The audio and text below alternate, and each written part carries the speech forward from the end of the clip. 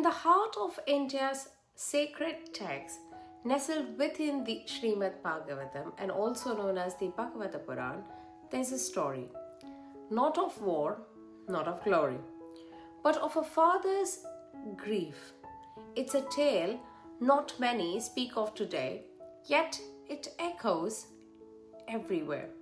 In the headlines we scroll past, the funerals we attend, the silences we carry after someone we love has gone.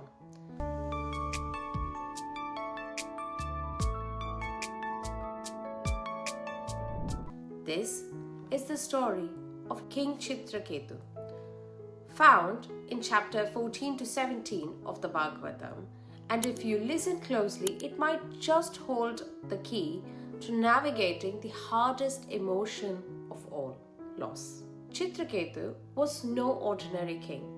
He ruled a vast kingdom and had hundreds of queens and lived surrounded by luxury. And yet, there was one desire that consumed him completely: the longing for a child. For years, that one ache colored everything he did.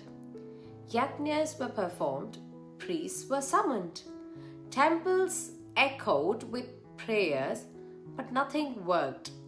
Until one day, the sage Angiras and Narada Muni appeared at his court. Moved by his sincerity, they offered him a sacred blessing. A ritual was then conducted, and from his queen Chitraketu, a child was finally born. The joy that erupted in the palace was unmatched. A royal heir, a dream fulfilled.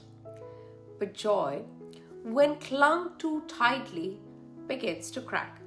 The other queens, consumed by jealousy, couldn't bear to see Chitraketu shine alone. And in a moment of darkness, they did the unthinkable. They poisoned the child. The next morning, the king's world fell apart.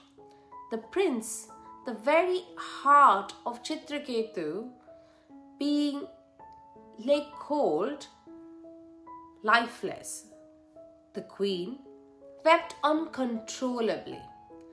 The king, inconsolable, refused to eat, drink, or speak. The palace of celebrations turned into a house of mourning. It was then that Narada Muni returned.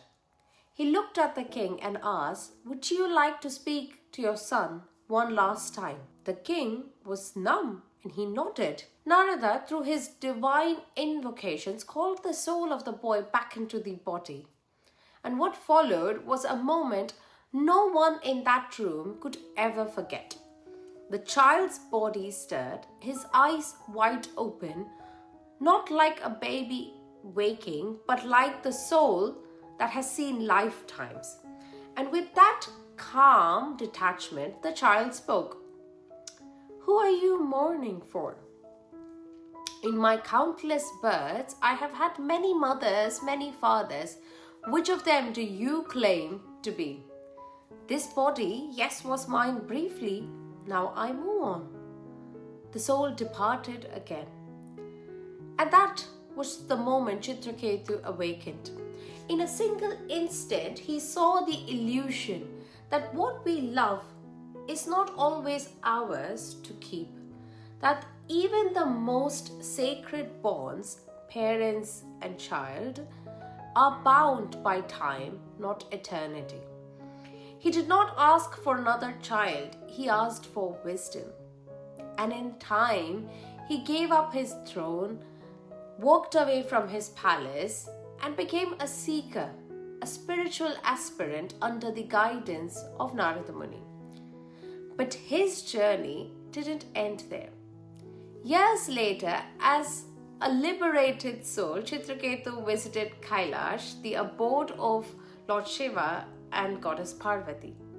There he saw Shiva seated beside Parvati, giving spiritual discourse even as she sat in his lap, an act that Chitraketu seemed irreverent. Perhaps he forgot that Shiva is no ordinary being.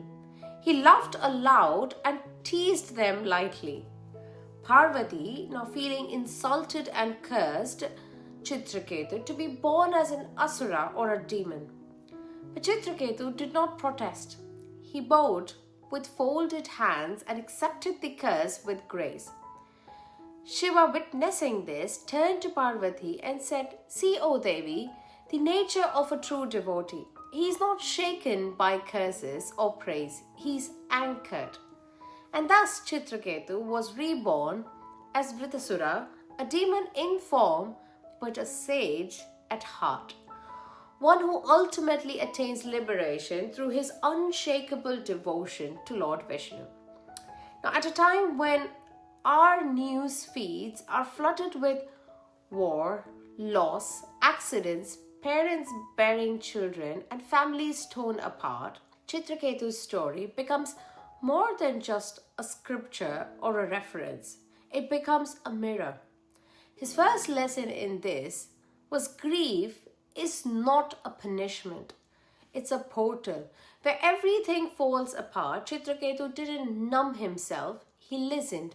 He broke open and through that pain found clarity. Nothing we love is truly ours. Not children, not status, not even our identities. The soul comes alone and leaves alone. The Bhagavatam calls this dehatyaga, the dropping of the body, name and role. And finally, humility is the highest ornament. Even when cursed unfairly, Chitraketu bowed. In a world where ego flares at every insult, his surrender was his liberation. So next time grief visits your life or the life of someone you love and know, remember this king, not for his power but for his letting go. And perhaps in this story, find the strength to breathe through the sorrow, to live without clinging, and to love even when nothing lasts. If this story touched your heart, don't forget to like, share, and subscribe to Curious Brie, and I will see you next time.